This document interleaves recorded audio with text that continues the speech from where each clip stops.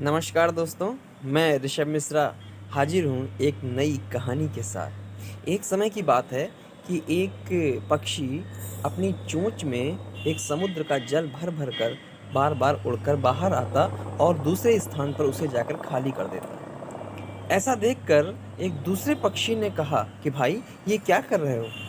तो उसने बताया कि इस समुद्र ने मेरे सारे बच्चों को निगल लिया है, आज मैं इसे सुखाकर ही रहूँगा। तो दूसरे पक्षी ने कहा कि अरे ऐसा कहाँ संभव है? क्या भला कोई समुद्र को सुखा सकता है? तो पहला वाला पक्षी कहता है कि देना हो तो साथ दो, सलाह देने की आवश्यकता नहीं है।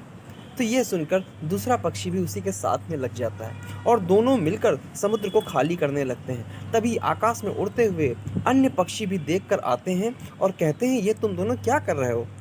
तो बाकी के दोनों पक्षी एक ही स्वर में कहते हैं कि देना हो तो साथ दो, सलाह देने की आवश्यकता नहीं है।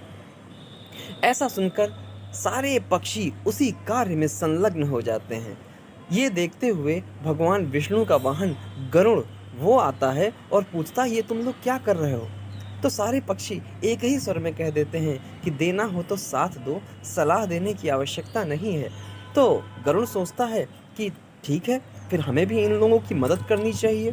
लेकिन जैसे ही गरुड़ आगे बढ़ता है तो भगवान विष्णु कहते हैं कि अरे गरुड़ कहाँ जा रहे हो? अगर तुम चले जाओगे तो मेरा सारा कार्य रुक जाएगा।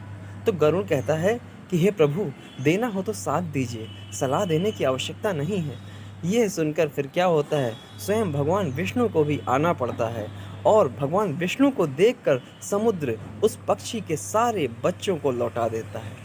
तो इस कहानी से हमें 2 शिक्षा मिलती है। पहली शिक्षा तो ये कि अगर हमारे अंदर लगन है, कोई दृढ़ निश्चय है कि इस कार्य को हम कर सकते हैं, तो हमारे मार्ग में कोई बाधा नहीं बन सकता। कोई रुकावट लाख डालने की कोशिश करे, लेकिन अगर हम अपने लक्ष्य पर केंद्रित हैं, हमारा दृढ़ निश्चय अटल है, हमारा कॉन्फिडेंस अच्छा है, तो हमें हमारे कार्य में भगवान भी सहायता करने आ जाते हैं। दूसरी शिक्षा ये मिलती है कि अगर आपका कोई हितैषी अपने किसी कार्य में संलग्न है, तो उसके कार्य में रुकावट मत बनिए।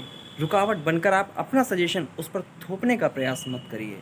हो सकता है कि उसका सजेशन आपको अच्छा ना लग रहा हो, लेकिन उसके सामने जो समस्या है वो उससे बेहतर आप स्वयं नहीं जानते हैं। हो सकता है कि उसका कार्य आपको टिपिकल लग रहा है, हो सके तो आप उस जगह पर उसका साथ देने की कोशिश करिए और जब तक वो सुझाव आपसे खुद न मांगे तब तक आप अपना सुझाव उसे बिल्कुल मत दीजिए। स्टोरी अगर आपको पसंद आई हो तो इसे लाइक ज़रूर करिए।